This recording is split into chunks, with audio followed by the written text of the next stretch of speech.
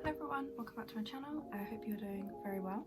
Today I'm going to be doing a tutorial on this fairy top that you may or may not have seen on my TikTok, and I got quite a few requests on how to make it.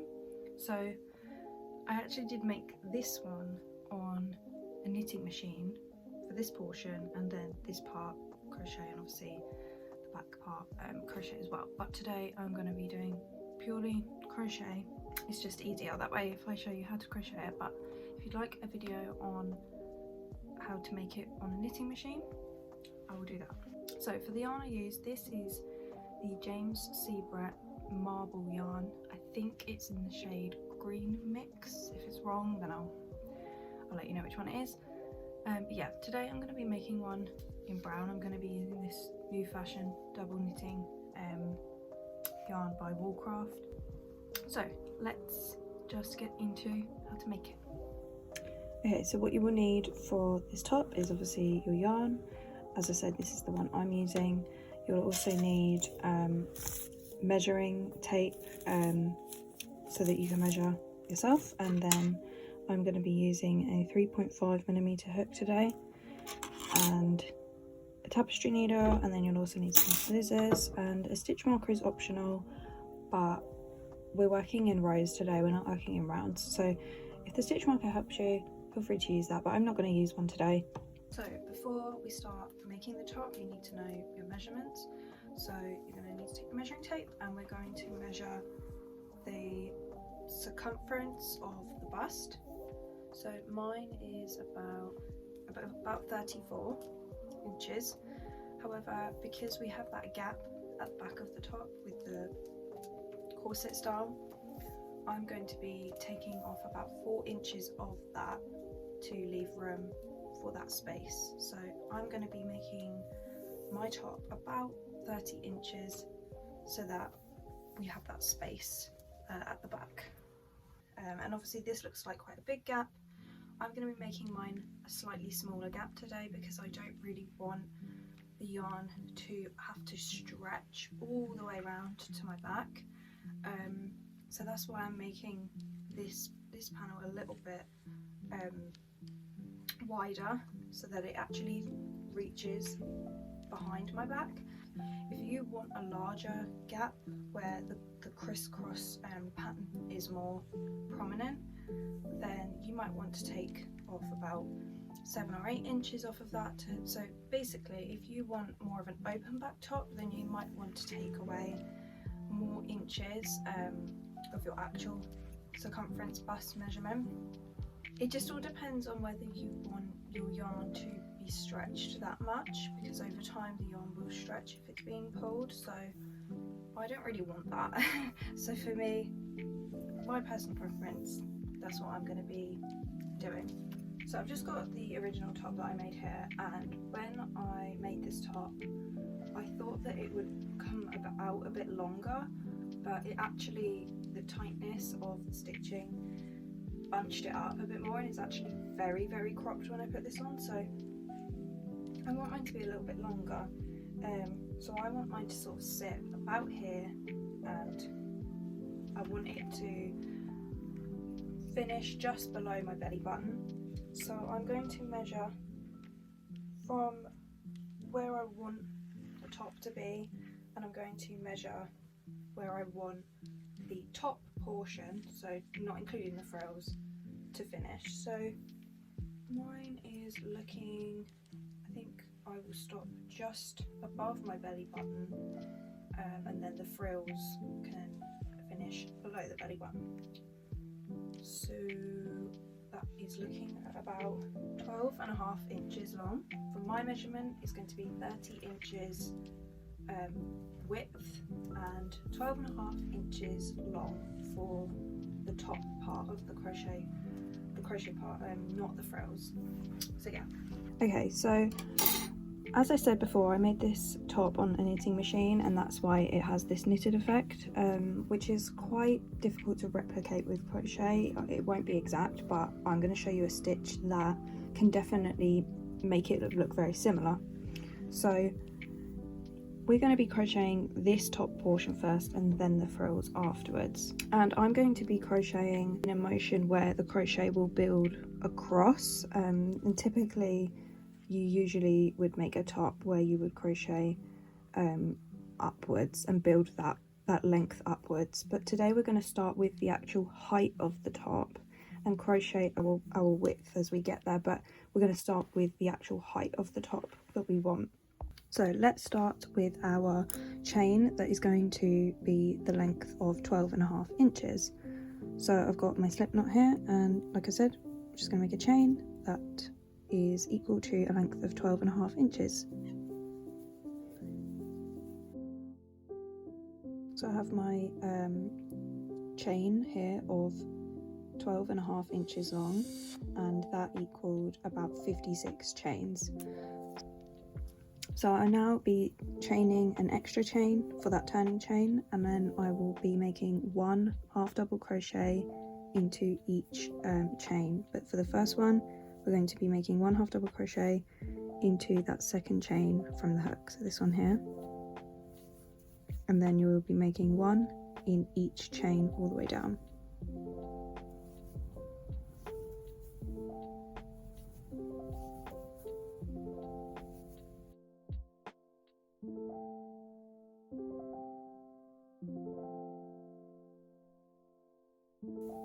So I've just finished my 56 half double crochet stitches, reached the end of the chain, and I'm now going to be chaining 1, turning our work, and I'm also going to be weaving in this little tail here, and I'm going to be making 1 half double crochet stitch in each of the front loops only. So it's this loop closest towards you.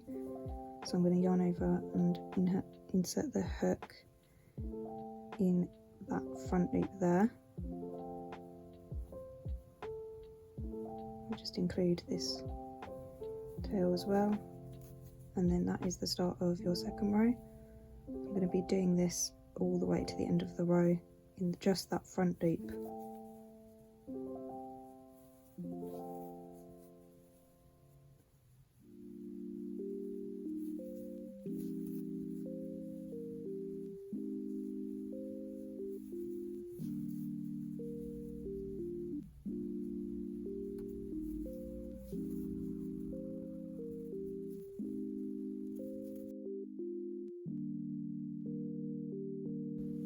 So I've just finished my last half double crochet in that last chain, that turning chain, and now I'm going to be working on row 3. So I'm going to chain 1 and turn the work, and as you can see, that kind of knitted effect is starting to form. So for row 3, you're going to want to pretty much do the same thing, but instead of crocheting in the front loop only, you're now going to be crocheting in the back loop only.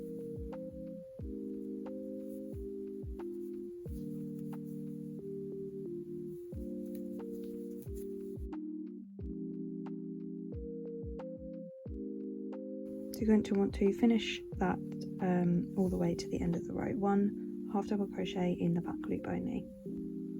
So I've just finished row 3, and you're now going to just want to repeat rows 2 and 3 alternating. So for row 4 I would technically repeat row 2, row 5 I would repeat row 3, and you're going to want to continue that alternating stitch of the back loop the front loop only and then the back loop only until you reach your width of your circumference of your bust. So for me, again, like I said, that was 30 inches. So I will come back when I have reached 30 inches.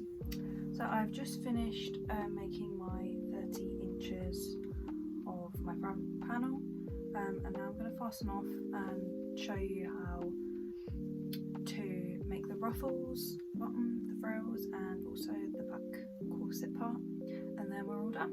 So I'm just going to fasten off by chaining 2 to just make sure that that knot is secure, and then I'm going to cut tail for that and just pull that tight. Okay, so now we are going to work on the frills. So I'm just going to show you how the top is looking. So technically this is going to be the back of the top, and our corset will be crisscrossing all the way down. We're going to work on the frills now, so I'm going to flip this back over and I'm going to show you how we'll do the frills. So the frills will start from here and end right to the end here. We're going to make a slip knot and join the yarn right here in the corner, like so.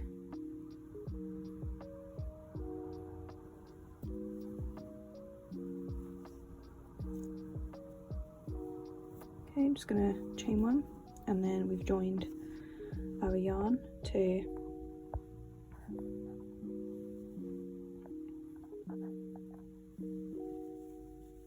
where we want it. So now the ruffles basically consist of alternating rows, just like we did with the front panel of the top, alternating rows of double crochet, and then in the second row 2 double crochet in each stitch. So I'm just going to start by making a chain of 3. So I already did that chain 1, so I'll do 2 more. Okay, and that's just going to be like our turning chain. And then obviously there is no like consistent stitches on this bottom bit, so I'm just kind of eyeballing it, and I'm going to make 1 double crochet all the way down. But yeah, like I said, there's no real stitches here, it's just kind of these little side loops, so I'm just going to try my best, but yeah, I'll let you know how many double crochets I end up doing.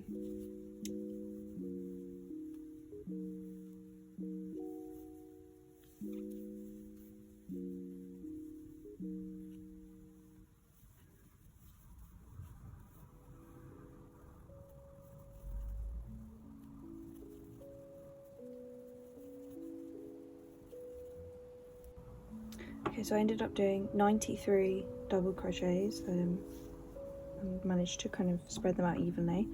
So now that I've reached the end of the first row of the ruffles, I'm going to start row 2, so I'm just going to chain 3 and turn the work. And for row 2 I'm going to be making 2 double crochets in each stitch.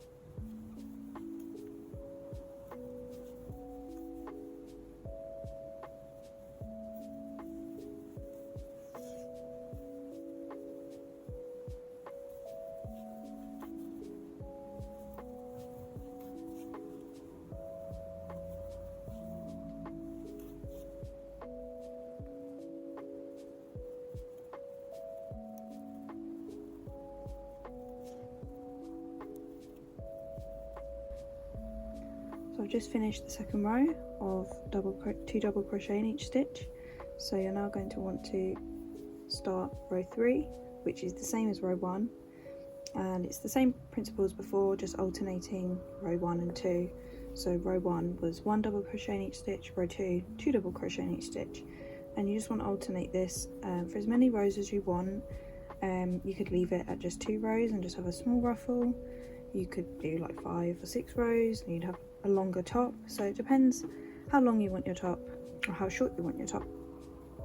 So I'm going to start row 3 now, chain 3, turn the work and make 1 double crochet in each stitch.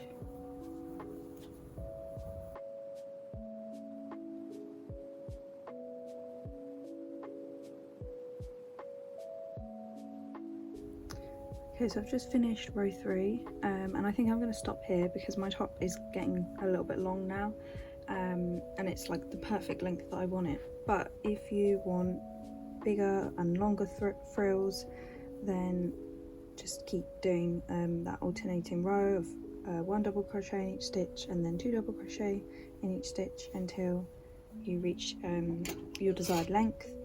I'm going to fasten off now, so I'm just going to chain 1, grab the yarn, and I'm just going to weave this in now with my hook.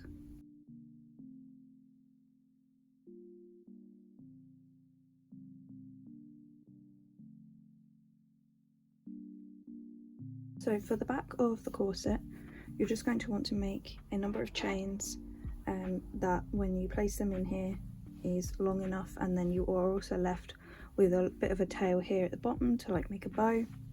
So I'm going to start off with about 300 chains because for the original top that I made, I think I made about 500 chains. However, the space and the distance between this and my original top I made is a lot smaller, so I probably won't need as many chains, but yeah, I'm just going to trial and error. But I'm going to start with 300 chains and then I will let you know the actual amount that I ended up doing.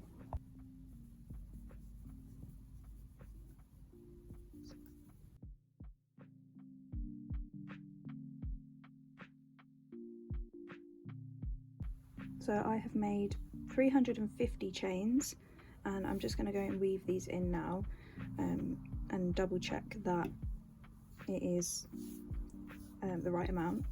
So I'm going to start by placing the center of the chain roughly central on top, and I'm just going to take the end half. I'm going to weave that in from the top chain here, or top stitch. I'm just going to weave that in with my hook.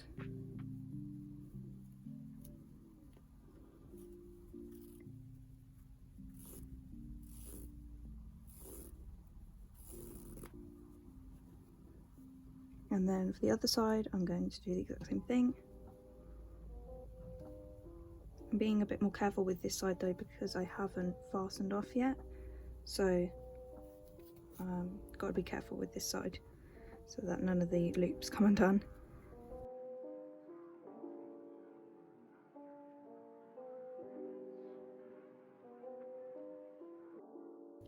Okay, now I'm going to cross this side over here. I think I will give each section about a 3.5 inch gap, maybe 4 inch gap. So it's just going to be rough, it's not going to be exact. So I'll go about here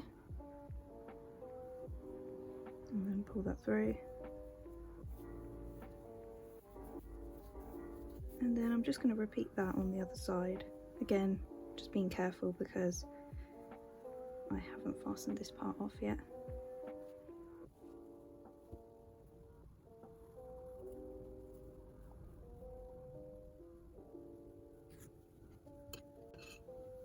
Okay, I'm just going to repeat this all the way down now.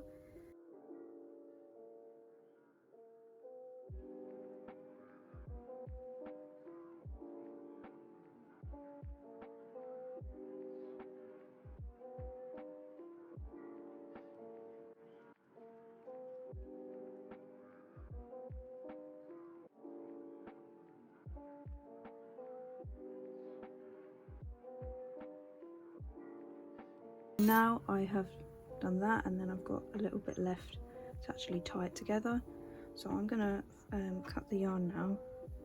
I'm going to fasten this off.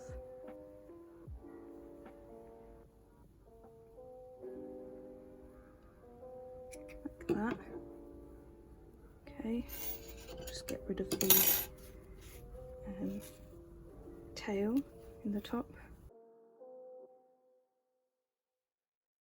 So as you can see, I've just tied a bow just to show you what it actually will all look like. I'm going to go and try this on now and let you know, show you what the outcome is. Thank you guys so much for watching. If you found this tutorial helpful, let me know in the comments below, and if you have any ideas of what you'd like me to make next, feel free to leave them in the comments below as well, and I will see you in the next one. Bye guys!